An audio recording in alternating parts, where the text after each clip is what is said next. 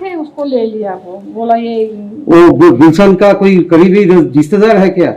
गुलशन का, मतलब हाँ आप लोगों का हाँ वो उसका जीजा है।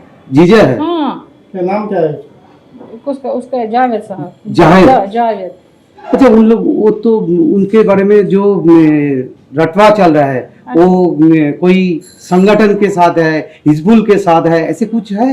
वो कोई हमको खुद पता नहीं, उसको तो 25 साल हो गए शादी को हमारी नानद के साथ, हमको तो कुछ खुद पता नहीं, तो हम क्या बोलेंगे। इधर किस लिए आए थे आप लोगों को घर में?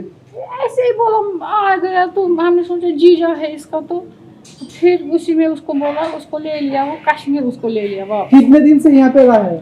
कुछ नहीं, जिस दिन आया उसी दिन उसको उसी दिन बोलते ले लिया। बांग्लादेश जाने का कोई इरादा था? नहीं क्या, कोई बांग्लादेश नहीं जाने नहीं, उसको बेटी को असल में ट्यूमर है सर को, हाँ तो इसलिए उसको दिल्ली में उसको इलाज चल रहा था, वो उसी में उसको बोला मैं इधर आऊंगा, तो हो हमको पता मत है ये तो मुसीबत। पुलिस क्यों पकड़ ली? हमको कहाँ पता है अब ये सब। वो आप लोगों के साथ कोई नहीं, पूछताछ की है? हाँ हाँ, क्या आप लोगों के साथ क्या बात हुई है पुलिस से? ये क्यों आया, हमने सुना, हमने बोला ये आ गया ऐसे ही, फिर बोला कहाँ रहते हो तुम लोग, हमने बोला इधर, तो हो गया बात खत्म।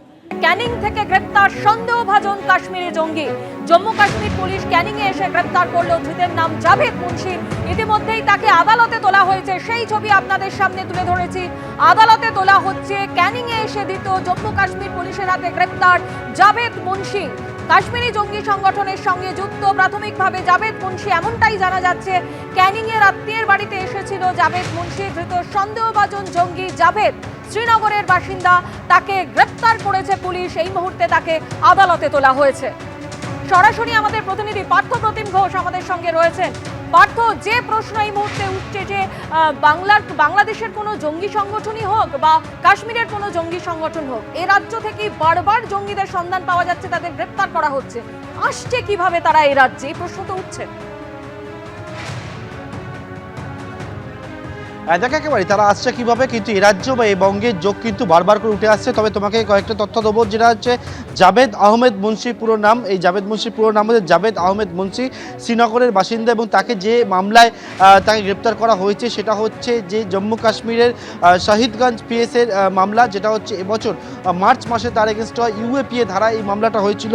10 ও 13 ইউএপিএ অ্যাক্টে তার বিরুদ্ধে মামলা হয়। শুধু একটা মামলা বললে ভুল হবে, তার বিরুদ্ধে কিন্তু একাধিক মামলা আগে রয়েছে যেমনটা জানা যাচ্ছে। এবং এই জাভেদ আহমেদ মুন্সি সে তাহরিক উল মুজাহিদিন বা টিইউএম এর সদস্য বলে জানা যাচ্ছে। এবং সে কিন্তু আইডি বানানোয় একেবারে পারদর্শী এবং একাধিক নাশকতামূলক কাজ, সেই নাশকতামূলক কাজের সঙ্গে তার যোগ রয়েছে বলে জানা যায়। এবং যে তোমাকে বলবো যে বিষয়টা, সেটা হচ্ছে বেঙ্গল এসটিএফ এর কাছে গোটা বিষয়টা জম্মু কাশ্মীর পুলিশের তরফ থেকে জানানো হয়।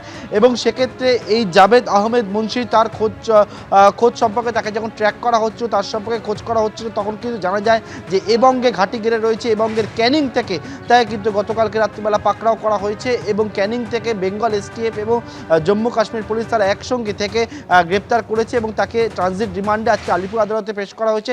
ট্রানজিট রিমান্ডে নিয়ে যাওয়া হবে।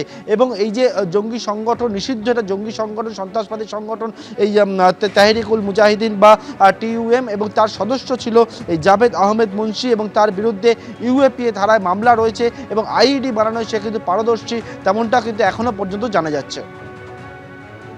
পার্থ, তুমি আমাদের সঙ্গে থাকো, আমরা এই বিষয় নিয়ে কথা বলবো। আমাদের সঙ্গে সরাসরি রয়েছেন ব্রিগেডিয়ার দেবাশিস দাস এবং অন্যদিকে রয়েছেন বিএসএফ এর প্রাক্তন ডিআইজি সমীর বিপ্স। আপনাদের দুজনের কাছেই আসবো। কিন্তু যে ধৃত সন্দেহভাজন জঙ্গি জাভেদ মুন্সি, যাকে গ্রেপ্তার করা হয়েছে এবং এই মুহূর্তে তাকে আদালতেও পেশ করা হয়েছে, এবং যেটা তিনি বলছেন যে তিনি নাকি আত্মীয়ের বাড়িতে এসেছিলেন।